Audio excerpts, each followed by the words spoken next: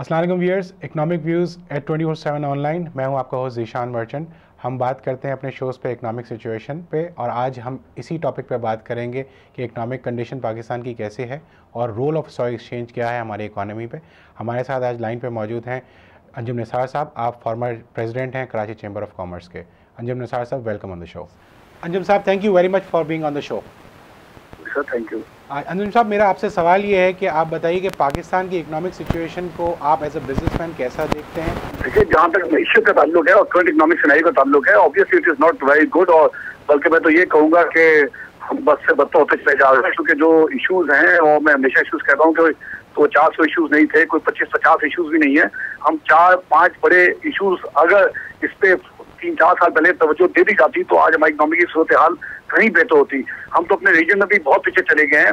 और देखें, पहले तो हम लॉ एंड ऑर्डर पे कहते थे, फिर एनर्जी के क्राइसिस में आपने देखा, परसों भी मैं कल और परसों की बात होगा, कोई 6-6.5 मेगावाट तक की शॉर्टेज थी। तो एनर्जी क्राइसिस पूरी तरह डैमेज कर रहा है। फिर ऊपर से जो रही सही कसरत थी वो भत्ताखोरी ने खत्म कर दी है।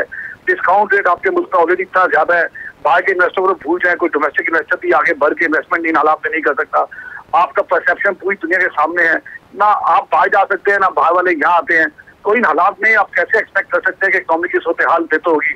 फिर ऊपर से मैं समझता हूँ गवर्नमेंट दे के एक ही सेक्टर पे, जो खास तौर से बिजनेस एक्टिविटी या इंडस्ट्रियल सेक्टर है, उससे आप टैक्स बढ़ाते चले जा रहे हैं। और उसके नतीजे आप देख रहे हैं कि पिछले 4 साल के अंदर लार्ज स्केल मैन्युफैक्चरिंग सेक्टर खास तौर से कोई ग्रोथ नहीं दिखा सका है, क्योंकि इन्होंने बेस भी चेंज किया है। लेकिन पिछले महीने भी मुश्किल से हम 1% ग्रोथ देख सके हैं लार्ज स्केल मैन्युफैक्चरिंग सेक्टर में। अंजुम साहब, ये बताइए कि जैसे इश्यूज तो आइडेंटिफाइड हैं और हर पाकिस्तानी इस वक्त इस इशू को समझ भी रहा है किसी ना किसी फॉर्म में, इन इश्यूज को हम ओवरकम कैसे कर सकते हैं? देखिए, ओवरकम तो देखिए गवर्नमेंट को ये बहुत सीरियस तरीके से लेना होगा। अगर अपने मुल्क को आगे बढ़ाना है, 18 करोड़ की आबादी का मुल्क है, और हमने अपनी जीडीपी ग्रोथ वाकई करनी है। अब हमें जैसे मैंने कहा कि हम अपने खित्ते में भी दिन ब दिन छोटे छोटे मुल्कों से तो मिसाल कंपैरिजन करते हुए उन मुल्कों का नाम लेते हुए शर्म आती है।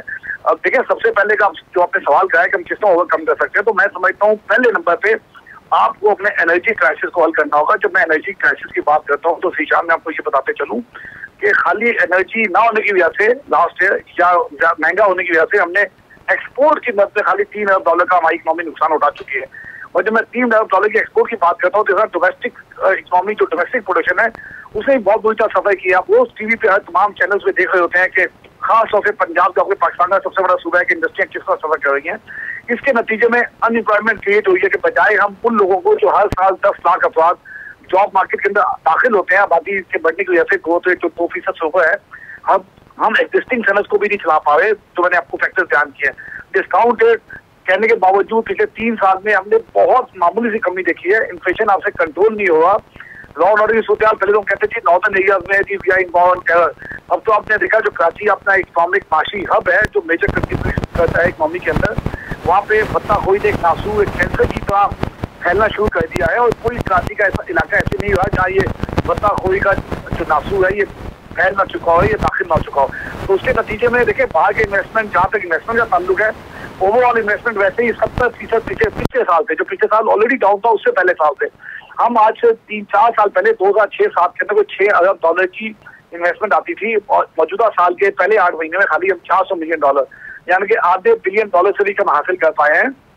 तो इन नताइज ने आप कैसे, आपका जीडीपी जो टैक्स बेस है वो बढ़ नहीं हुआ, आपका इन्वेस्टमेंट टू जीडीपी रेशियो बढ़ नहीं हुआ, आपकी जो सेविंग्स है वो लोएस्ट लेवल पे है। ये 3 जो बड़े अहम इंडिकेटर्स होते हैं, तो आप अगर ये भी आप इंप्रूवमेंट नहीं देख रहे, तो मैं नहीं समझता कि मौजूदा हालात जो हैं, जिनमें आने वाले दिनों में या महीनों में हम कुछ बेहतरी देख सकें। नहीं, तो आप मुझे अंजुम साहब ये बताइए कि जैसे कलेक्टिवली चेम्बर्स जो हैं वो अपने मेंबर्स को कितना एजुकेट कर रही हैं टूवर्ड्स दिस डॉक्यूमेंटेशन ड्राइव या towards paying there due share of taxes? Because हम देखते ये हैं कि कोई भी इस वक्त बिजनेसमैन जो है बहुत प्रॉपरली, एक तो लोग बहुत कम है टैक्स नेट में जैसा आपने भी बताया, लेकिन जैसे चेम्बर्स भी इसमें एक बहुत भरपूर रोल अदा कर सकते हैं कि वो अपने मेंबर्स को जो है वो एजुकेट करें कि टैक्स देने से अल्टीमेटली फ़ायदा होगा। क्योंकि जैसा आपने कहा कि जब टैक्स बढ़ जाएगा या जब बेस बड़ा हो जाएगा तो जाहिर सी बात है टैक्स रेवेन्यू बढ़ जाएगा, उससे टैक्स रेट अल्टीमेटली फिर रिजल्ट जो है वो लोअर साइड पे आ जाएंगे। तो चेम्बर्स क्या काम कर रही है इसमें? मैं समझता हूँ बहुत सही एक सवाल किया। मैं देखे चैम्बर का रोल ऑब्वियसली एक बिजनेस को फैसिलिटेट करना होता है, लेकिन मैं ये भी बता दूं कि हम हमेशा, और मैं ऑन रिकॉर्ड पे कह देता हूँ as a former president Karachi chamber of commerce, कि हम कितने ना जाने मेरे ख्याल सैकड़ों सेमिनार या कॉन्फ्रेंस से करा चुके हैं, और मैं कभी हम किसी टैक्स चोर की फेवर में नहीं। हम तो कहते हैं जो टैक्स चोरी करता है उसको लड़का दिया जाए आज के हालात में, जो पाकिस्तान के अंदर अपना कंट्रीब्यूट नहीं कर पाए। लेकिन हमें साथ साथ मैं आपको ये भी बता चलूँ ऑन रिकॉर्ड कि आज बिजनेस कम्युनिटी का या इंडस्ट्रियल जो सेक्टर का कंट्रीब्यूशन है जीडीपी में, वो तकरीबन 21-22% के करीब है, लेकिन टैक्स के अंदर हमारा कंट्रीब्यूशन 65% है। इसका मतलब ये हो गया हम अपने से 200-300 गुना ज्यादा जो हम पे बनता है उसे हम टैक्स कंट्रीब्यूट कर रहे हैं। उसकी वजूहत सबसे बड़ी ये है कि जो दूसरे बड़े सेक्टर्स हैं, नेक्स्ट एग्रीकल्चर सेक्टर जिनका कंट्रीब्यूशन तकरीबन 20% है, वो टैक्स के अंदर 1% भी कंट्रीब्यूट नहीं करते। इसी तरह सर्विसेज सेक्टर जिनका कंट्रीब्यूशन 53-54% बनता है, वो भी टैक्स में कहीं कंट्रीब्यूट उस हिसाब से नहीं करे जो उनको करना चाहिए था। तो उसका नतीजा ये है कि आप एक ही सेक्टर में टैक्स लाते चले गए, और आज वो आपकी इंडस्ट्री या फैक्ट्री या बिजनेस वायबल नहीं रहा, और हम अपने कॉस्ट इतने महंगे हो गए कि हम अपने एरिया में कंप्लीट ना कर पाए। साहब यहाँ मैं आपको रोकूंगा, जैसे आप बात कर रहे हैं इंडस्ट्रियल सेक्टर की, तो माजरत के साथ टेक्सटाइल सेक्टर का इकोनॉमी में कोई कंट्रीब्यूशन नहीं है। वो 1% टैक्स देता है, और in the form of sales tax refunds जो पैकिंग मटेरियल पे वो लेता है, और जो वो रिबेट्स ले रहा है, तो उसकी कंट्रीब्यूशन टैक्स रेवेन्यू में नेगेटिव है। तो आपका ये बात कहना कि इकोनॉमिक में जो है इंडस्ट्रियल सेक्टर बहुत टैक्स दे रहा है और सर्विसेज सेक्टर नहीं दे रहा, जबकि सर्विसेज जो है वो मिनिमम 6% टैक्स देता है। और अगर आप उसको कंपेयर करें टेक्सटाइल सेक्टर के साथ, तो 1% और 6% में 6 गुना का फर्क हो गया। इस पे प्लीज कमेंट कीजिए। हाँ, मैं आपको बिल्कुल बात करूँ, आपने देखिए अच्छी बात है, पता चला कि देखिए जहाँ पे टेक्सटाइल की बात की कि वो local domestic obviously revenue domestic revenue में टैक्स नहीं देगा, क्योंकि वो एक्सपोर्ट की सनत है, और जो एक्सपोर्ट करते हैं उस पर यकीनी तौर पर वहाँ कंट्रीब्यूट करते हैं। आज भाई एक्सपोर्ट अगर लास्ट ईयर $25 अरब थी, तो उसमें से $14 अरब खाली टेक्सटाइल सेक्टर ने इस मुल्क को कमा के दिए हैं। मेरा ताल्लुक जाती तौर पर टेक्सटाइल सेक्टर से नहीं है, लेकिन मैं जो हकीकत बात है वो करूंगा। और ये $14 अरब पाकिस्तान की मैशियत के लिए बड़े इंपॉर्टेंट थे, क्योंकि आपकी आज इम्पोर्ट बढ़ के तकरीबन $45-46 बिलियन पहुंच चुकी है, और जो ट्रेंड चल रहा है एक्सपोर्ट का वो आप मुश्किल $22 अरब हासिल कर पाएंगे। तो $23 अरब का अगर आप ट्रेड डेफिसिट करने जाते हैं, जिसमें से आपको कुछ $12 अरब या $11 अरब आपकी रेमिटेंस आती है, तो दोबारा $12 अरब का आपके गैप रहेगा जीडीपी का। तो जिसका मतलब है कि अगर इतना बड़ा डेफिसिट लेके उसका इम्पैक्ट क्या पड़ता है, शायद देखिए उसका इम्पैक्ट सबसे ज्यादा पड़ता है हमारी करेंसी के ऊपर, और करेंसी ऑलरेडी इस वक्त ब्लैक मार्केट में आपका रुपया $93 में ट्रेड हो रहा है, जबकि ऑफिशियल 91 है। तो टेक्सटाइल सेक्टर का ये आप जरूर कह सकते हैं, जो वो डोमेस्टिक मार्केट में अपना माल बेचे, उनको जरूर टैक्स देना चाहिए, टैक्स नेट में आना चाहिए। और अगर टैक्स अगर बढ़ सकता है, हम किसी सेक्टर की सपोर्ट नहीं करते इसलिए कि वो बिजनेस सेक्टर से उनका ताल्लुक है। कोई भी सेक्टर अगर अपना ड्यू टैक्स नहीं देगा, तो मैं समझता हूँ इस मुल्क के साथ भी ज्यादती है, नेशनल एक्सचेकर के साथ ज्यादती है, और मैं पाकिस्तानी टैक्स देना चाहिए। लेकिन साथ साथ जैसे मैंने दुआ का कि टोटल कंट्रीब्यूशन सर्विसेज सेक्टर का वो नहीं है, मैक्सिमम शायद 54% में से 30% कंट्रीब्यूट करते हैं, 32 वो देते हैं, 62 हम देते हैं, बाकी कुछ आपका जो मुश्किल से 1-1.5% एग्रीकल्चर सेक्टर से आता है, और बाकी दूसरे टैक्स रेवेन्यूज को कवर करते हैं। तो ये कोई ऐसा देखिए ना, एग्रीकल्चर सेक्टर टोटल जीडीपी का मैं आपको बता दूं 37-38 अरब डॉलर बनता है, लेकिन वो टैक्स 1% भी नहीं देते। तो कितने अफसोस की बात है 64-65 साल बाद उस सेक्टर का किसी न किसी वो नाते अपनी छूट ले लेते हैं, तो उसका इम्पैक्ट जाके कहीं ना कहीं मैशत में बढ़ता है, जो आज हम पाकिस्तान में ये हालात देख रहे हैं। और देखिए आपकी पॉपुलेशन ग्रोथ आपके जीडीपी ग्रोथ से कहीं जाता है, तो इसका मतलब है पूरा साल हम काम करते हैं तो नेगेटिव ग्रोथ आखिर में लेते हैं बिकॉज ऑफ पॉपुलेशन ग्रोथ।